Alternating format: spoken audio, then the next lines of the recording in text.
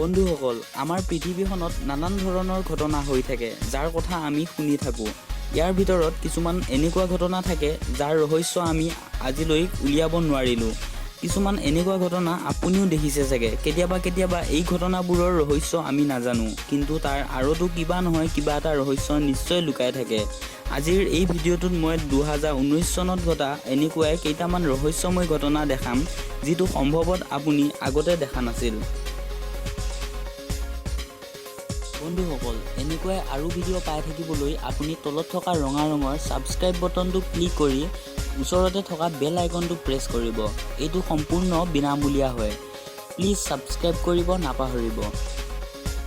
আগ্নেয় উদগিৰণৰ নামটো আপোনালোকে নিশ্চয় শুনিছে, কিন্তু এতিয়া আপোনালোকে যিটো চাই আছে সেইটো এটা সৰু আগ্নেয় উদগিৰণৰ দৰেই দেখা গৈছে, যিটো মাটিত থকা গেছ আৰু পানীৰ ৰিয়েকশ্যনৰ কাৰণত ঘটিছে, যিটো দেখিবলৈ বহুতেই বেলেগ আৰু সম্ভৱত এইটো বহুত কম সংখ্যক মানুহেহে আচলতে দেখিবলৈ পাইছে। এইটোৰ দৰেই আৰু এটা ভিডিঅ' আছে যিটোত আপুনি মাটিৰ পৰা ধোঁৱা ওলোৱা দেখা পাইছে। এইটো চাউদি আৰবৰ ভিডিঅ' হয়, কিন্তু মই আপোনাক কওঁ যে চাউদি আৰবত কোনো ধৰণৰ এক্টিভ ভলকেনো নাই, যিটোৱে মানুহবোৰক আৰু আচৰিত কৰি দিছে যে ধোঁৱাটো কিয় ওলাল। তাত থকা মানুহবোৰে জানিব দিছে যে যোৱা 3 বছৰ ধৰি এনেকৈয়ে ধোঁৱা ওলাই আহি আছে। এতিয়া আপুনি যিটো ভিডিঅ' দেখিব তাৰ পাছত আপোনাৰ নিজৰ চকুৰ ওপৰতেই বিশ্বাস নোহোৱা হ'ব। জুই জ্বলাটো আপোনালোকে বহুতবাৰ দেখিছে, কিন্তু এই ভিডিঅ'টোত জুই পানীৰ ভিতৰত লাগি থকা দেখিবলৈ পাব। শুনিবলৈ আৰু দেখিবলৈ এইটো অসম্ভৱ যেন নিশ্চয় লাগিব। কিছুমান কেমিকেলৰ বিশেষ ৰিয়েকশ্যনৰ কাৰণত এনেকুৱা হ'ব পাৰে বুলি এক্সপাৰ্টসকলে জানিবলৈ দিয়ে।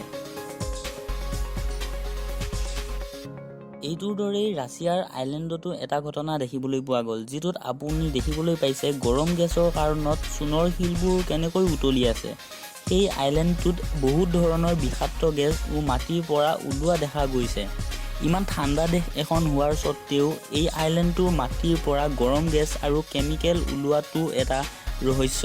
আৰু আপুনি হয়তো জানি আচৰিত হ'ব, এই ভিডিঅ'টো কেৱল 2 মাহৰ আগত বনোৱা।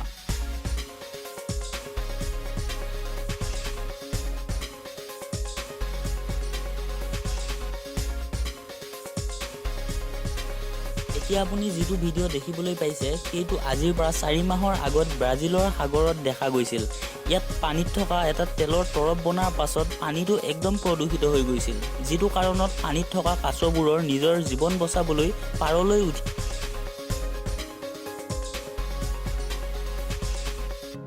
এইটো কাৰণত বহুত কাছৰ মৃত্যু ঘটিছিল। আৰু আপুনি দেখিছেই এই কাছটোৰ গাত কিমান বেছি তেল লাগি আছে। নাজানো মানুহে নিজৰ স্বাৰ্থৰ কাৰণে কিমান জীৱ জন্তুৰ জীৱন ল'ব পাৰে। ইয়াৰ নেক্সট ভিডিঅ'টো মেক্সিকোৰ এটা আইলেণ্ডৰ হয়, য'ত হেলিকপ্টাৰৰ পৰা এই ভিডিঅ'টো শ্বুট কৰা হৈছে। দূৰৰ পৰা চালে এইটো ধৰিবই নোৱাৰে যে এইটো কি হয়।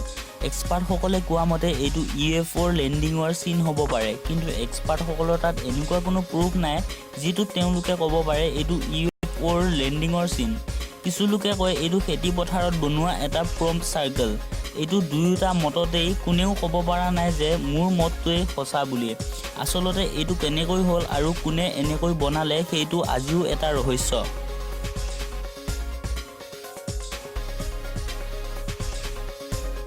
চাউদি আৰবিয়া এখন বহুতেই ডাঙৰ দেশ, য'ত গৰম বহুত বেছি হয়। গৰমৰ ভিতৰত গোটেই পৃথিৱীত এইখন দেশ 2য় স্থানত আছে। এইখন দেশত বৰষুণ একেবাৰেই নহয় বুলিয়ে ক'ব পাৰি।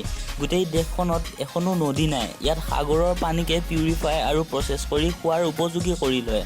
কিন্তু এই ভিডিঅ'টোত এই দেশখনৰ এটা বেলেগ ছবিয়ে আপুনি দেখিবলৈ পাব।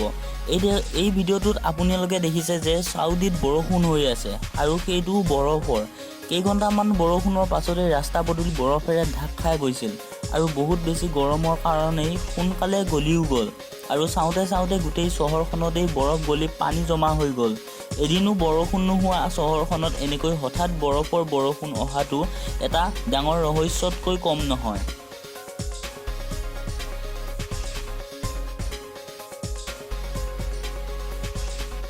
তো গাইজ, এইকেইটাই আছিল পৃথিৱীত ঘটা কেইটামান ৰহস্যময় ঘটনা। আজিৰ ভিডিঅ'টোত ইমানেই। লগ পাম আপোনাক আৰু এটা নতুন ভিডিঅ'ত। আজিলৈ ধন্যবাদ।